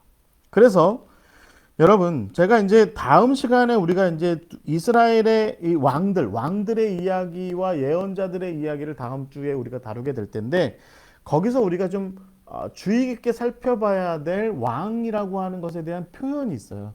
그게 뭐냐면, 하나는 나기드라고 하는 표현입니다. 나기드. 여러분, 그 역대하서나 아니면 사무엘하서 같은 경우에 이것을 어떻게 표현하냐면, 주권자라고 이렇게 표현합니다. 주권자. 그래서 상당히 좀 어렵게 번역한 것 같아요. 그런데 나기드는 조금 정확하게 얘기하자면 추장 뭐 이쯤 되는 사람이에요. 그래서 그다음에 이제 어떤 뭐 무리의 우두머리 뭐 이제 이 정도쯤 되는 어떤 표현입니다. 그런데 성경은 이 나기드라고 하는 표현, 그 왕이라고 하는 말을 쓸때 우리가 하나님께서 당신을 나기드로 세우셨습니다. 이렇게 얘기를 하는데 성경은 그래서 다윗이 온 이스라엘의 왕, 멜레크, 왕이 되었다라는 식으로 비교하여서 표현을 해요. 그래서 많은 어떤 전문가들이나 성서학자들은 나기드라고 하는 표현으로서의 왕과 이 멜레크라고 하는 표현으로서의 왕이 서로 좀 다른 어떤 모양새가 있다, 느낌이 있다, 어떤 해석이 있을 수 있다, 이제 이렇게 얘기를 해요. 그래서 대체적으로 나기드라고 하는 표현은 잘 쓰이진 않지만 어찌됐든 왕 혹은 왕에게 버금가는 존재에게 나기드라고 하는 표현이 쓰여졌을 때에는 그가 하나님 앞에 왕이었다라는 겁니다. 하나님 앞에. 그래서 하나님께서 자기에게 맡겨준 어떤 양떼들, 백성들, 그들을 잘 이렇게 돌보고 말이죠. 그 하나님의 뜻대로 잘 이끌고 하는 그런 어떤 청지기 같은 역할, 그런 역할로 보여지는 것이 나기드라고 한다면 왕은 멜레크, 이 왕은 그런 것에 비해서 백성들 위에서 힘으로 군림하는 존재, 뭐 이런 것으로 보이는 것이 왕이에요. 그래서 여러분, 멜레크라고 하는 표현은 어떤 때 보면 하나님을 멜레크로 표현하는 경우도 있습니다. 하나님을 멜레크. 그게 무슨 뜻이겠습니까? 우리보다 위에 계신 분이라는 거죠. 그래서 우리를 통치하시고 우리를 다스리시는 분. 그래서 이스라엘은 적어도 하나님의 백성은 세상 누군가가 우리에게 멜레크가 아니라 하나님이 우리에게 멜레크다라고 이렇게 고백하는 것이 사실은 합당한 표현일 수 있는데 이게 점점 세월이 흘러가면서 특별히 솔로몬을 거치면서 우리가 다음 주에 배우게 되지만 솔로몬을 거치면서는 하나님께로부터 세움받은 나기드, 어떤 하나님의 어떤 일꾼으로서의 지도자, 뭐 이런 의미보다는 스스로 자기 주체적으로 백성들 위에 군림하는 어떤 지도자, 왕, 뭐 이런 쪽으로 더 이렇게 흘러가는 것. 여러분 아합이라든가 또 여로보암 2세라든가 뭐 이런 사람들을 보면 그런 쪽으로 흘러가는 경우가 이제 있게 되죠. 그래서 이런 분기점에 서 있는 사람이 다윗이다. 그래서 다윗이 뭐 1부터 100까지 다 잘한 사람이라기보다는 다윗에게는 일종의 긴장감이 있었다는 거죠. 자기에게 주어진 자리에 대하여서 겸손함을 가지고 어느 때는 멜레크가 됐다가 어느 때는 나기드가 됐다가 어느 때에는 주권적인 왕이 됐다가 어떤 때에는 하나님 앞에 부름받은 종으로서의 모습으로 서게 되는, 그래서 이런 것들이 좀 균형 잡혀서 번갈아 가면서 나오게 되는, 그러니까 뭐 대체적으로 어려울 때는 하나님 제가 당신의 종입니다 이렇게 얘기했다가 또 괜찮고 잘 나갈 것 같고 뭐 자기 휘하에 모든 게 잘 돌아가는 것 같으면 멜레크가 되고 뭐 이제 이런 모습들이 다윗에게 나타나는 그런 모습이다. 그래서 여러분 다윗의 시편의 시들을 가만히 읽어보면 결국엔 다 그게 자기 스스로 기고만장해서 멜레크로서 막 이렇게 서 있다가 결국에는 원수들한테 뭐 압살롬과 말이죠 아히도벨과 뭐 이런 사람들에게 세바나 뭐 이런 사람들에게 반역을 당하고 말이죠 배반을 당하고 쫓기게 되고 뭐 이런 어려움을 처하게 되고 그럴 때 하나님 잘못했습니다. 제가 하나님의 종입니다. 이제 이렇게 내려앉는 그런 모습들이 이 왕정 시대의 다윗에게서 우리가 볼 수 있는 모습이라는 것입니다. 좀 키워드들을 좀 정리해 볼게요. 키워드들을 정리해 보면 저는 우리가 신명기로부터 여호수아서, 그 다음에 사사기, 사무엘 상하서를 우리가 읽어 내려갈 때 이런 단어들이 굉장히 중요할 것 같아요. 첫 번째는 건너다. 그 다음에 취하고 나누다. 취하고 나눌 때 헤렘이라고 하는 것을 어떻게, 그러니까 진멸전쟁, 진멸전쟁이라고 하는 것을 어떻게 바라봐야 되는지. 그 다음에 하나님의 백성으로서 그 땅에서 살아갈 때 순종하는 일과 불순종하는 일. 그래서 순종할 경우에는 복을 누리고 불순종할 때에는 징계와 벌을 받게 될 것이다. 그리고 그 땅 가운데 정복되지 않은 사람들이 있었다라고 하는 거, 기브온 사람들처럼. 그 다음에 실로라고 하는 곳이 있었고 기브아라고 하는 곳이 있었고, 그리고 결국에는 예루살렘이 있다. 뭘 이야기하겠습니까? 하나님의 세움받은 통치자 지도자들이 처음에 실로를 중심으로 다스리다가 그 다음에 사울이 기브아에서 다스렸죠. 그 다음에 예루살렘으로 옮겨가요. 다윗 시절에 다윗이 예루살렘을 차지하고 나서 예루살렘으로 옮겨서 제가 좀 뒷부분에 좀 잠깐 말씀드릴게요. 그리고 이제 사사들의 얘기가 있고 왕의 얘기가 나오게 되죠. 사사들은 어떤 지도자였고 왕은 또 어떤 지도자였습니까? 각자의 소견대로 했다. 이것을 우리가 또 어떻게 바라봐야 하는지.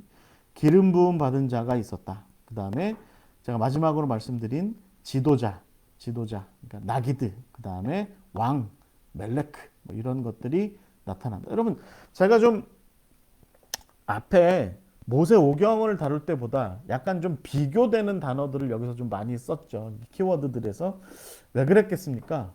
처음에 제가 말씀드린 것처럼 하나님의 백성이 가나안이라고 하는 곳에 어느 역사의 어느 한 시점에 가나안이라고 하는 메소포타미아와 이집트 사이에 어떤 무슨 교량 같은 그런 자리에 어떤 특징이 있는 그런 곳에, 그곳에 하나님의 백성이, 이스라엘 자손이 정착하여 살게 될 때 그들에게는 역사 속에서 하나님의 백성으로서 살아가는 모양새를 갖춰야 될 어떤 과제가 있었다는 거죠. 그래서 처음에는 지파 공동체, 사사들의 체제 이렇게 하다가 나중에는 왕정으로 넘어가게 되는 거죠.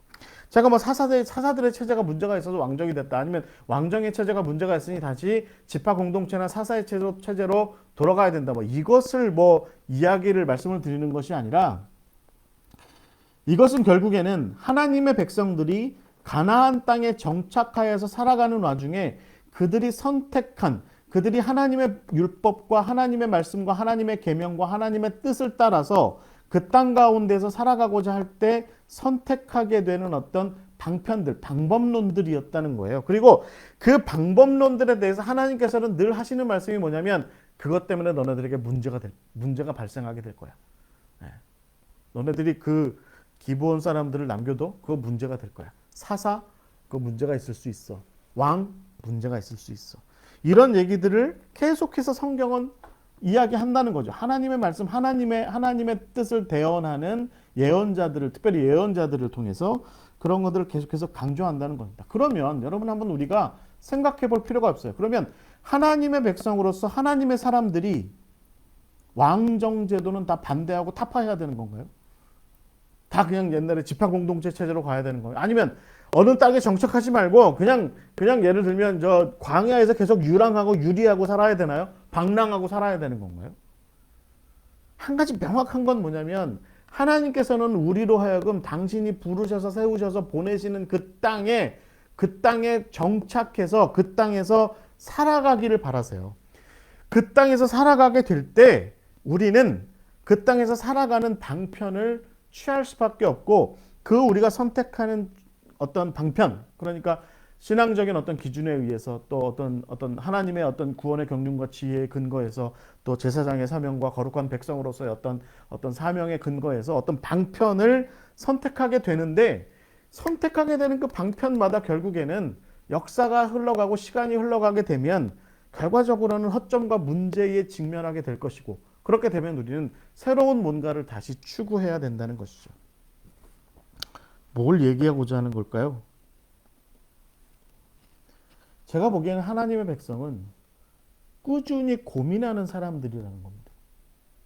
지금 오늘 내가 살아가는 삶의 방식이 내일 오르리라는 법은 없거든요. 내가 오늘 의롭다라고 생각했던 그런 어떤 삶의 방식이 내일도 오르리라고 보는 것은요, 그건 이데올로기입니다. 하나님께서는 당신의 백성들에게 사명의 땅을 살아가게 될 때 그런 식의 인간적인 이데올로기에 빠지지 마라. 너만의 어떤 명분과 그런 것들에 빠져들지 마라. 네가 옳다고 생각하는 것에 빠져들어서 그것에 파묻히지 마라. 그러니 늘 고민해라. 늘 생각해라. 네가 지금 왕으로서 합당하게 서 있는 거냐? 네가 지금 나기드로 서 있는 거야? 아니면 멜레크로 서 있는 거야? 그런 것들을 좀 잘 생각해봐. 그리고 나서 너무 멜레크 쪽으로 가 있으면 좀 돌이킬 줄 알아야 돼. 왕정이 문제가 있으면 좀 새로운 대안들을 만들어서 그 땅의 백성들이 더 이상 왕정으로 인해서 고통당하고 핍박당하고 어려움당하는 일이 없도록 그 대안을 찾아서 모색하고 지혜로운 길을 찾아가는 그것이 너희들이 그 땅 가운데서 정착하는 가운데 마땅히 해야 될 일들이야 라고 말씀하시는 그것이 가나안에 정착하는 하나님의 백성들을 향한 당신의 뜻이다라는 것입니다. 여러분, 가나안의 정착 이야기가 우리에게 이렇게 중요합니다. 이런 것들을 좀 잘 기억하셨으면 좋겠어요. 우리가 오늘날도 마찬가지죠. 교회를 어디에다가 세우잖아요. 교회를 무슨 손오공 군두원 위에다가 세우나요? 교회를 어디 무슨 하늘 위에 신선들 노름하는 천도복숭아 있는 거기 신선들의 장기판이 있는 거기다가 교회를 세우나요? 그렇지 않습니다. 교회는 우리가 살아가는 삶의 시대에 우리의 삶의 어느 순간 어느 시대에 어느 장소를 선택해서 거기에서 우리와 더불어서 기억을 공유하는 하나님의 구원에 대한 기억을 공유하는 사람들이 함께 모여서 함께 살아가는 그 공간이에요. 그 자리예요. 그 체제고 그 시스템입니다. 그러면 거기에는 결국에는 살아가다 보면 진행하다 보면 흘러가다 보면 결국에는 한계와 문제와 허점에 직면할 수 있어요. 그럴 때 우리는 무엇을 하는 것이 합당합니까? 새롭게 하는 것이 합당하다라고 하는 것이죠. 고민하고 기도하는 가운데 고민하고 하나님 어떻게 해야 될까요? 이 다음은 우리가 어떻게 해야 될까요? 고민하고 기도하는 가운데 그 시대에 그 시절에 그 자리에 그 공간에 가장 잘 어울리는 그 방식을 찾아서 하나님 이것도 언젠가는 또 한계에 부딪히겠지만 지금 우리가 이 대안을 내놓으니 하나님 이것 좀 인정해 주시고 좀 하나님 여기에 축복해 주시고 하나님 여기에 좀 함께 해 주세요 라고 그렇게 기도하는 것이 하나님의 백성다운 모습이다라는 거죠. 그걸 좀 기억하셨으면 좋겠습니다. 제가 오늘은 좀 결론을 좀 먼저 말씀을 드렸어요. 네. 자, 중요한 것은 이런 일들이 발생하는 와중에 그러니까 이스라엘 백성이 어떤 특정한 시대의 특정한 가나안이라고 하는 장소에 정착하는 와중에 그들에게는 어떤 역사적인 정황이라고 하는 것이 있었다라고 하는 거예요.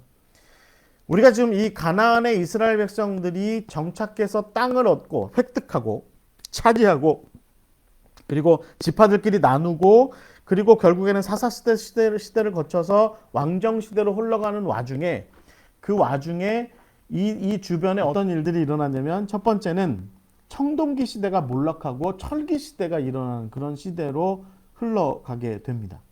그러니까 여러분 지금 화면에 지도에 보시면 이 청동기 시대가 몰락하게 되는 데에는 역사적인 어떤 정황이 있어요. 제가 두 번째 이야기 때부터 세 번째 출애굽 넘어오면서 네 번째 지금 이야기까지 이 얘기를 계속해요. 그러니까 이스라엘 백성이 애굽 땅을 나와서 가나안에 정착하게 되는 그 와중, 그러니까 기원전 15세기에서 10세기경, 그러니까 한 500년 정도의 그 세월 동안에 어떤 일들이 일어나냐면 청동기, 그러니까 구리와 주석을 가지고 만드는, 뭔가를 만들어서 농기구도 만들고 어떤 칼도 만들고 창도 만들고 하는 그런 시대가 이제 구리와 주석으로 그런 것들을 만들던 시대가 끝나고 철기의 시대로 넘어오게 되는데, 그런 것에 이 청동기 시대가 끝나가게 되는 것에 몇 가지 좀 이유가 있었어요. 자연재해도 있었죠.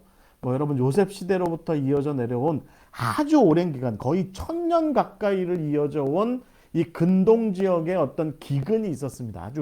아주 혹독한 가뭄이 있어서 나일강처럼 이렇게 상시에 저 상류 빅토리아 호수로부터 꾸준하게 물이 아주 제대로 잘 흘러내려온 곳이 아닌 이상에는 정말 살기 어려워요. 그러니까 가나안 같은 경우는 굉장히 살기 어려웠던 곳이 이때 시절이었는데, 이런 시절에 여러분 지금 지도에 보시는 것처럼 일단의 이민족들이 저 북쪽으로부터 내려옵니다. 내려와서 이쪽 지금 여러분 여기가 발칸반도인데 발칸반도 쪽으로 내려와서 미케네라고 하는 문명을 무너뜨려요. 기원전 그러니까 1200년경쯤에. 이건 이 연도는 좀 정확하진 않습니다. 뭐 하여튼 학자들마다 굉장히 달라요. 그리고 이쪽으로 지금 여기가 어디죠? 보스포러스 해협으로 넘어가는 다르달레스 해협. 다르달레스 해협이 있는 쪽에 트로이가 있었어요, 옛날에. 이 트로이 전쟁에 대한 이야기가 뭐 이쪽에 미케네의 아가멤논이 그리스 연합군을 데리고 쳐들어가서 트로이를 멸망시켰다. 이게 이제 우리가 알고 있는 일리아드와 오디세이의 이야기인데, 역사적으로는 이 트로이가 이쪽으로부터 이렇게 밀려 내려온 세력들에 의해서 무너졌다라고 보는 견해가 있습니다. 또 한 계층은 또 이쪽 지금 보스포러스 해협을 넘어서 터키 내륙 지역으로 쳐들어가서 여기에 있었던 히타이트를 무너뜨려요. 그러니까 히타이트가 무너지고 트로이를 비롯한 이쪽에 해안가에 있었던 그리스 어떤 식민 도시들이 다 무너지고 미케네가 무너지고, 특히 미케네가 무너지고 나서 이쪽에 있었던 미케네를 무너뜨린 세력의 사람들이 다 배를 타고서 이 지중해 연안으로 다 흘러가서 이 근동의 레반트 지역의 도시들을 다 무너뜨립니다. 특히 우가릿 같은 곳을 대표적으로 심하게 무너뜨려요. 이 사람들을 뭐라고 얘기하냐면 바다 사람들이라고 얘기합니다. 이 사람들이 이쪽으로 내려오고 또 일단의 사람들은 이 튀니지 쪽으로 넘어와서 이집트로 가서 이집트도 또 심각하게 공략하죠. 이집트는 버팁니다. 이집트는 버티는데 그래도 주변을 돌아보지 못할 정도로 심각하게 세력이 약화됩니다. 그래서 19왕조 20왕조가 무너지죠. 19왕조 우리가 알고 있는 그 람세스가 살았던 19왕조 20왕조가 무너지고 중간기로 넘어가서 이쪽 이집트 리비아 쪽에 살고 있었던 토속민들, 제가 보기엔 흑인들이 이쪽 이집트에 와서 중간기 새로 나라들을 세우죠. 자, 어찌됐든 이 바다 사람들이 이 전체를 유린하게 되자 청동기 문명의 굉장히 중요한 특징인 구리와 주석을 무역으로 통해서 얻어낼 수가 없게 돼요. 그러니까 구리와 주석은요, 특별한 광산에 몰려 있습니다.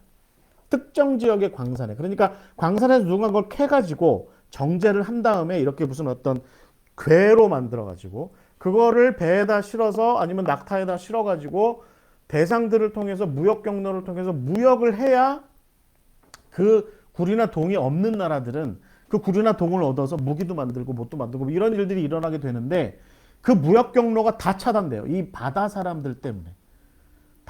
그리고 이때 이 바다 사람들이 제가 지난주에 말씀드렸던 앞비루, 히브리라고 얘기하는 사람들과 같이 연합종행을 합니다. 그래가지고 동맹도 하고 그래가지고 막 이 주변의 도시들을 딱 막 무너뜨리고 막 이런 일들을 벌여요. 그래서 이 일대가 15세기부터 한 11세기 정도, 12세기 정도까지 일대 혼란에 빠져들고 그리고 나서 청동기가 급격하게 쇠퇴하게 됩니다. 급격하게 쇠퇴하게 돼요. 그래서 청동기로 발달했던 나라들, 그러니까 예를 들면 이집트와 히타이트와 이쪽에 있었던 고아시리아 같은 나라들이 맥을 못 춥니다. 맥을. 강대국이 맥을 못 추면 어떻게 될까요? 주변에 찍소리 못하고 있던 주변국들이 힘을 발휘합니다. 강대국이 맥을 못 추면. 그러면 이제 그 사이에서 낑겨가지고 이렇게 힘들어가던 조그만 나라들이 지금이 기회야. 그래서 막 이렇게 다시 일어나요. 일어나게 됩니다. 그래서 여러분 이런 일들이 이때 이렇게 일어났다라는 거예요. 그래서 이게 바다 사람들이라고 얘기하는 이 사람들인데요. 이 파란 옷 입은 사람들. 이 사람들 머리에 이렇게 깃털 같은 이런 투구를 쓴 사람들이에요. 그런데 여러분 특징적인 건 이렇게 투구를 쓰고 있었던 사람들에 대한 고대의 자료 중에 블레셋 사람들이 이런 모습이었다. 이렇게 얘기를 해요. 그래서 블레셋 사람들이 바다 사람들이었느냐라고 하는 논쟁은 여전히 있습니다. 고고학적으로. 그런데 뭐 성서학을 얘기하는 사람들 중에 상당수는 바다 사람들 중에 일부가 블레셋 사람들이고 블레셋 사람들이 이 근동 지역, 레반트 지역을 쑥대밭을 많이 만들었고 그리고 이집트를 찍소리 못하게 찍어 눌렀고 그리고 나서 그들이 지금의 이제 가자지구, 팔레스타인의 가자지구라고 하는 그런 지역 일대에 그래서 아스켈론이 있고 말이죠, 뭐 아스타롯이 있고 하는 그런 일대 지역에 가자 뭐 이런 곳이 있는 일대 지역에 정착해서 살기 시작합니다. 살기 시작해요. 그래서 이 시기에 이스라엘 백성들이 출애굽해서 가나안 땅으로 들어와서 가나안에 정착해서 살기 시작한 거예요. 그런데 제가 이제 그런 말씀 드렸죠. 그 히브리 사람들이 아비로 사람들이었다라고 얘기를 한다면, 그래서 이스라엘 자손이 히브리인 아비루의 일부였다고 한다면, 블레셋 사람들을 비롯한 이 바다 사람들과 히브리인들 사이에는 일종의 모종의 서로 연합 관계가 좀 나름대로 있었어요. 서로 돕는 관계였다는 거죠. 그래서 기존의 근동의 세력을 형성하겠던 사람들을 무너뜨리는 일들, 도시국가든 어떤 왕국이든 이런 나라들을 무너뜨리는 일들에 많이 일조를 했고, 그 와중에 히브리의 일부라고 얘기할 수 있는, 이건 뭐 제가 추정하는 거예요. 히브리의 일부라고 얘기할 수 있는 이스라엘 자손들이 가나안으로 들어와서 거기에 이제 이렇게 정착하여서 살게 된 거죠. 제가 좀 흥미롭게 보는 것 중에 하나는, 제가 이거 뭐 확실하게 살핀 건 아닌데, 제가 좀 가설적으로 흥미롭게 보는 것은, 이스라엘 사람들이 가나안에 정착하던, 여호수아가 한참 그 정복 전쟁을 벌이고 가나안에 정착하던 초기에는 블레셋 사람들과 이 가나안에 정착하던 이스라엘 자손과 그렇게 대립적이지 않습니다. 나중에 삼손 시대 지나서 엘리나 사무엘이 등장하고 다윗이 등장할 때부터야 블레셋과 이 이스라엘이 서로 대립하고 싸우고 막 골리앗 막 나오고 뭐 이런 싸움이 벌어지게 되는데, 초창기에는 뭐 그런 싸움들이 별로 없어요. 신기하게. 뭐 오히려 뭐 다른 아몰이라든가 무슨 뭐 미디안이라든가 뭐 암몬 모압 이런 쪽이 많이, 특히 미디안 사람들이 많이 괴롭히죠. 그 유목민족이죠. 유목민족. 자, 이 바다 사람들 정말 잔인하고요. 흉포했대요. 그래서 그때 당시에 레반트에 살던 사람들이 큰 위기와 두려움에 빠질 수밖에 없었는데, 어찌됐든 그렇게 해서 당대의 패자들이라고 얘기하던 이집트나 아시리아나 히타이트가 힘을 발휘하지 못할 때, 이스라엘 자손은 그 틈을 타서 가나안으로 들어가서 정착해서 땅 분배하고 땅 차지하고 사는 거죠. 그래서 그때 당시에 예루살렘의 지도자였던 아브디 헤바라고 하는 사람이 있어요. 아브디 헤바. 이 아브디 헤바가 이집트 쪽 사람이었는데, 이 사람이 편지를 보내요. 그래서 이집트에 있는 파라오한테 뭐라고 얘기하냐면, 아메노텝인가 아마 그래요. 파라오한테 뭐라고 편지하냐면, 왕이시여, 이 히브리 놈들 때문에 힘들어서 어려워서 점점 힘들어집니다. 좀 군대를 좀 보내주셔서 저희들을 좀 도와주십시오. 이렇게 얘기하는데, 이집트는 이 예루살렘을 돕지 못해요. 그만큼 블레셋 사람들이 중간에 딱 껴가지고 이집트의 군대가 위쪽으로 가나안 쪽으로 넘어오지 못하도록 딱 이렇게 견제하고 있었던 거죠. 그래서 그 사이에 이스라엘 백성들은 이런 국제적인 정세가 이렇게 있었던 와중에, 제가 보기에는 우리가 성서적으로 역사를 좀 풀어가자면, 이스라엘 자손들은 가나안에 무사히 잘 이렇게 정착하게 되었다. 두 번째 얘기에서 좀 우리가 살펴볼 이야기는 뭐냐면, 이때 당시에 이스라엘 자손이 가나안에 정착해서 점점 그래서 결국은 사사시대를 지나서 왕국으로 이렇게 발전하게 되는 그런 와중에, 그러면 주변에 새롭게 형성되는 세력들이 없었냐? 있었습니다. 누구냐면 페니키아, 블레셋, 아람 같은 사람들입니다. 대표적으로 아모리 같은 사람들이 세력이 점점 약화되고, 여러분 이 발음이 비슷하죠?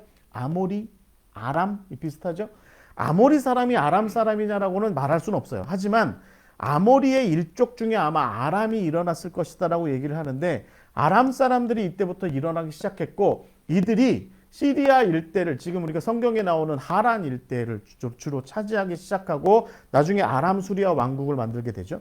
그리고 그 중에 일부는 또 어디까지 가게 되냐면 바벨로니아까지 넘어가게 됩니다. 저 남쪽에, 그러니까 메소포타미아 하류.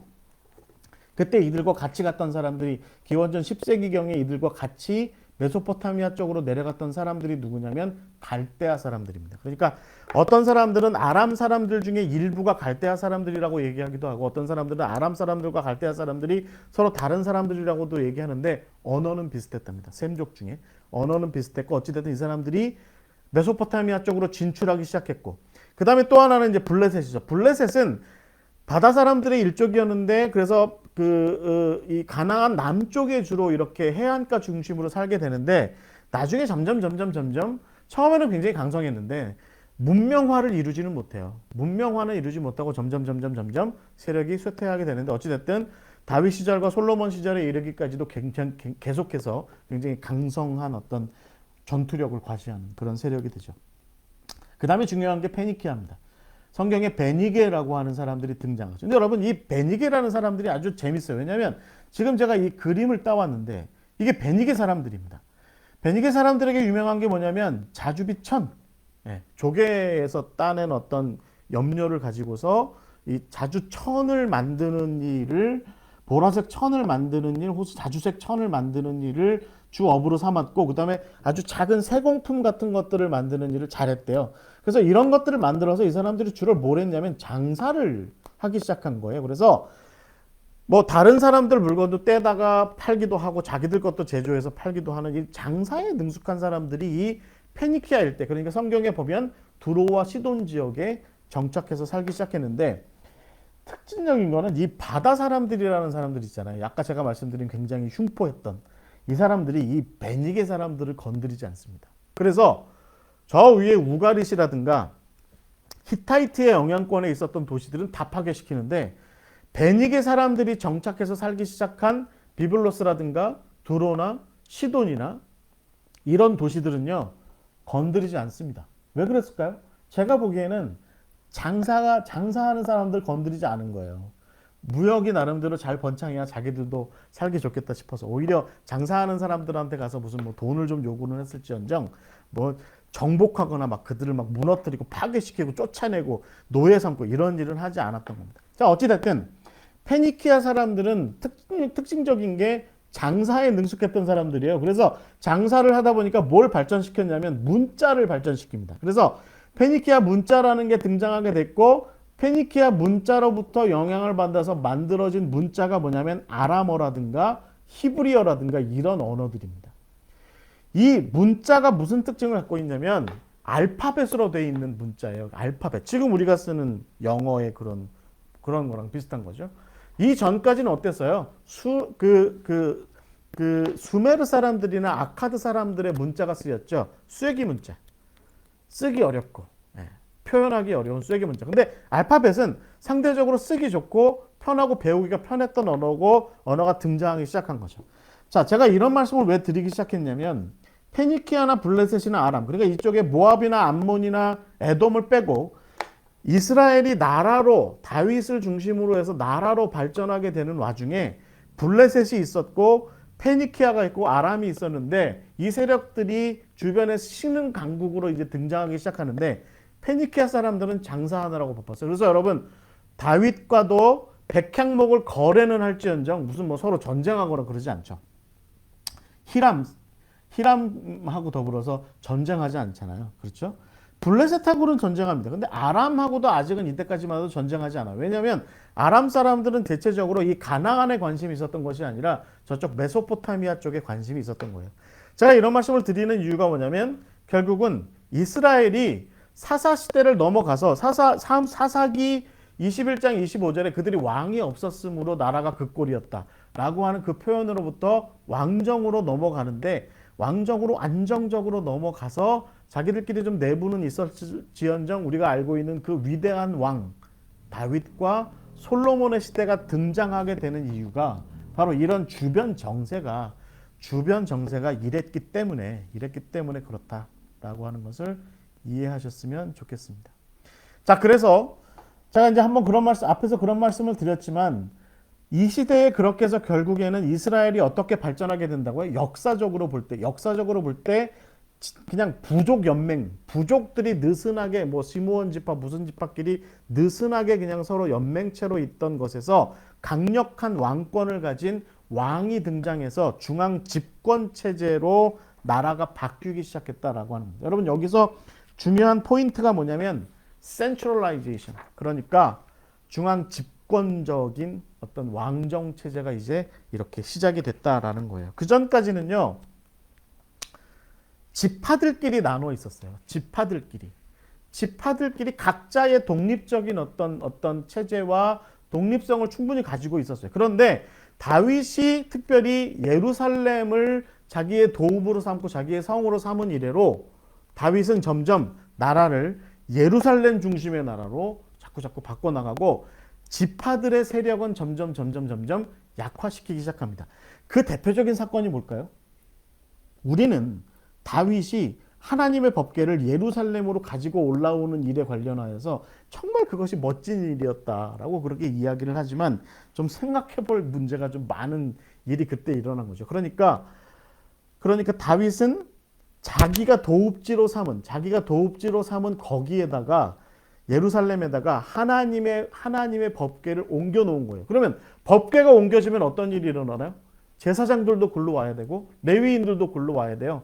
나중에 솔로몬이 거기다 성전을 지으면 이젠 다른 곳에서 지파별로 따로따로 하던 종교적인 행위들은 다 이제 없어져야 됩니다. 없어져야 돼요. 그러니까 보통 예를 들면 우리가 산당이라고 얘기하는 것들, 산당이라고 얘기하는 것들, 그런 것들이 나중에 다 무너지죠. 예루살렘으로 다 집중되죠. 예루살렘으로. 그래서 예루살렘 성전 중심으로 하는 종교. 그 다음에 왕을 중심으로 예루살렘에 있는 왕을 중심으로 하는 체제.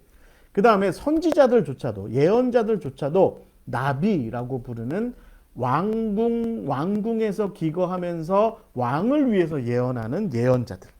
이전에는 사무엘 같은 사람들이나 나단이나 갓 같은 사람들은요, 왕한테 좀 잘못도 얘기하고 그랬는데 나중에 솔로몬 시대로 자꾸 넘어가면 이제 우리가 다음 시간에 얘기하겠지만 솔로몬이 뭐 잘못해도 잘못 잘 얘기 안 하죠.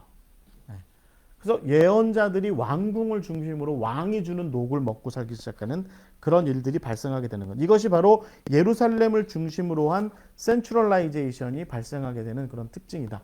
그런 와중에 여러분이 한번 왕이라고 생각해 보세요. 점점 예루살렘을 중심으로 뭔가를 집중시키고 있는 와중에 내가 다윗 왕이에요. 그러면 여러분 멜레크 쪽으로 더, 그러니까 모든 사람 위에 군림하는 왕으로서 존재를 더 많이 하려고 하는 그런 시간이 더 많겠습니까? 아니면 하나님 앞에 무릎 꿇고 하나님의 종들, 나단이나 갓 같은 선지자들이 오면 어서 오십시오. 제가 어떻게 해야 됩니까? 제가 어떻게 하나님의 말씀을 따라야 됩니까? 제가 백성들을, 이게 제 나라가 아니라 하나님의 나라라는 것을 위해서 어떻게 무엇을 더 해야 되겠습니까? 이런 거 더 많이 하겠습니까? 나귀들로서의 입장을 더 많이 하겠습니까?